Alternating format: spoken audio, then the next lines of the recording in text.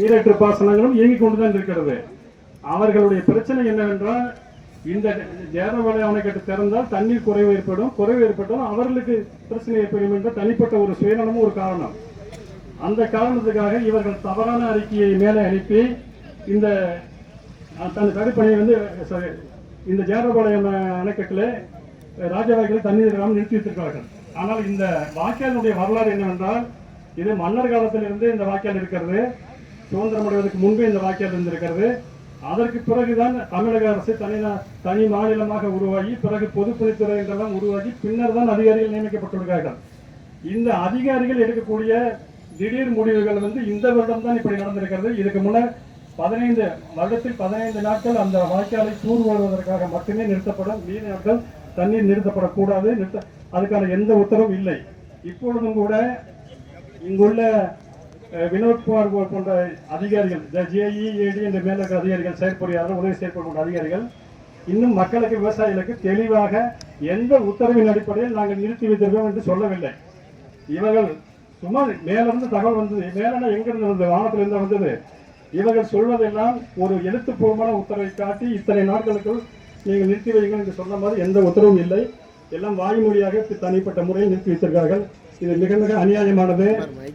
இந்த அதிகாரிகள் லஞ்சம் வாங்கி கொண்டு மற்ற பொதுப்பணித்தக்கூடிய ஊழல்களுக்கு, கொள்ளைகளுக்கு எல்லாவற்றுக்கும் உடந்தையா இருப்பவர்கள் விவசாயிகளுக்கு எதிராக செயல்படுகிறார்கள்.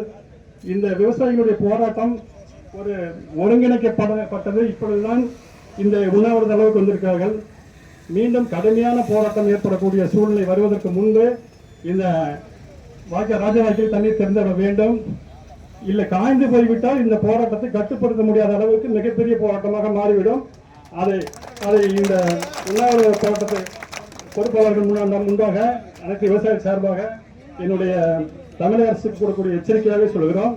இதில் முதலமைச்சர் சொல்லி, மாநில அமைச்சர் சொல்லி, நீர்வளத்துறை அமைச்சர் சொல்லி கீழே இருக்கிற அதிகாரிகள் நிறுத்தவில்லை. கீழே இருக்கிற அதிகாரிகள் கொடுத்த தவறான அறிக்கையின் காரணமாக மேலே இருக்கிறவர்கள் நிறுத்தி வைத்திருக்கிறார்கள். இதை ஊடகத்தின் வாயிலாக முதலமைச்சர் கவனத்துக்கு கொண்டு செல்ல வேண்டும். அதன் மூலம் இங்க இருக்கிற இந்த பிரச்சனைக்கு ஒரே ஒரு உத்தரவில் தீர்வு காண முடியும்.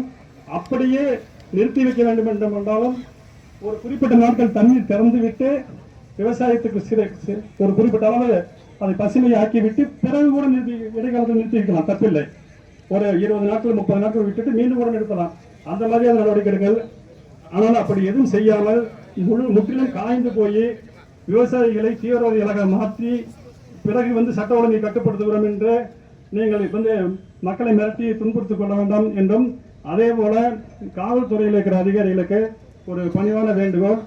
தயவு செய்து விவசாயிகளுடைய போராட்டத்துக்கெல்லாம் மிகவும் சட்ட நுணுக்கங்களை சொல்லி தடுக்காதீர்கள். அவர்கள் எந்த தொந்தரவும் செய்ய போவதில்லை. அவர்கள் சட்ட ஒழுங்கை கெடுக்கப் போவதில்லை. அவர்களுடைய பேச்சுவார்த்தையிலேயே அவர்கள் ஏற்றுக்கொள்வார்கள்.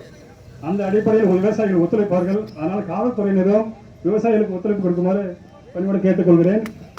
இதற்கு இந்த விவசாய சங்க உண்ணாவிரத போராட்ட முடிவில் கண்டிப்பாக ஒரு தீர்மானம் எடுத்திருப்பார்கள்.